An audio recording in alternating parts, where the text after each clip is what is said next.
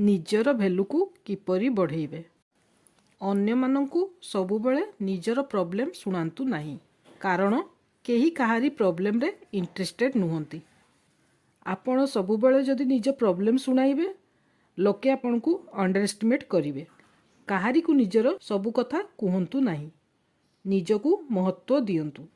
କେହି ଯଦି ଭଲ କାମ କରୁଛି, ତାକୁ ପ୍ରଶଂସା କରନ୍ତୁ, ତାକୁ ମୋଟିଭେଟ୍ କରନ୍ତୁ। ସର୍ବଦା ନିଜର ଉନ୍ନତି ପାଇଁ ପ୍ରୟାସ କରନ୍ତୁ। ଅନ୍ୟ କାହାକୁ ଦେଇଥିବା ପ୍ରତିଶ୍ରୁତି ଉପରେ ଦୃଢ଼ତାପୂର୍ବକ ଅମଳ କରନ୍ତୁ ଓ ତାକୁ ପୂର୍ଣ୍ଣ କରନ୍ତୁ। ନିଜକୁ ସବୁ କ୍ଷେତ୍ରରେ ପରଫେକ୍ଟ ବନାନ୍ତୁ। ନିଜ ପର୍ସନାଲିଟିକୁ ଇମ୍ପ୍ରୁଭ୍ କରନ୍ତୁ। ନିଜ ଜ୍ଞାନକୁ ବଢ଼ାନ୍ତୁ। ବିନା ଜ୍ଞାନବାଲା ଲୋକଙ୍କ ଭ୍ୟାଲୁ ହୁଏ ନାହିଁ। ନିଜର କାମକୁ ଆଗ୍ରହର ସହିତ ସମ୍ପୂର୍ଣ୍ଣ କରନ୍ତୁ। ନିନ୍ଦା, ଖଳ, ଚୁଗଲିରେ ନିଜର ସମୟ ବ୍ୟତୀତ କରନ୍ତୁ ନାହିଁ। ସାମାଜିକ ଆକ୍ଟିଭିଟିରେ ସର୍ବଦା ଆଗରେ ରୁହନ୍ତୁ। ନିଜ ପ୍ରଶଂସା ନିଜେ କରନ୍ତୁ ନାହିଁ। ଲୋକମାନଙ୍କୁ ଆପଣଙ୍କ ଗୁଣ ଚିହ୍ନିବାକୁ ଦିଅନ୍ତୁ ଏବଂ ତାଙ୍କୁ ଆପଣଙ୍କ ପ୍ରଶଂସା କରିବାକୁ ଦିଅନ୍ତୁ।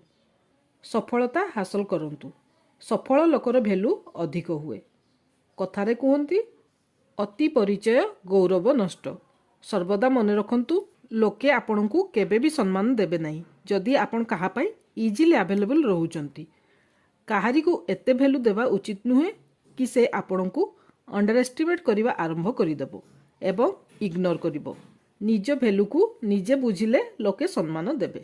କଥାଗୁଡ଼ିକ ମନକୁ ପାଇଲା ଯଦି ଲାଇକ୍ କରିବେ ଓ ସେୟାର କରିବେ। ଚ୍ୟାନେଲଟିକୁ ସବସ୍କ୍ରାଇବ୍ କରି ବେଲ୍ ଆଇକନ୍କୁ ପ୍ରେସ୍ କରି ଅଲ୍ ନୋଟିଫିକେସନ୍କୁ ଏନେବଲ୍ କରିବେ। ଧନ୍ୟବାଦ।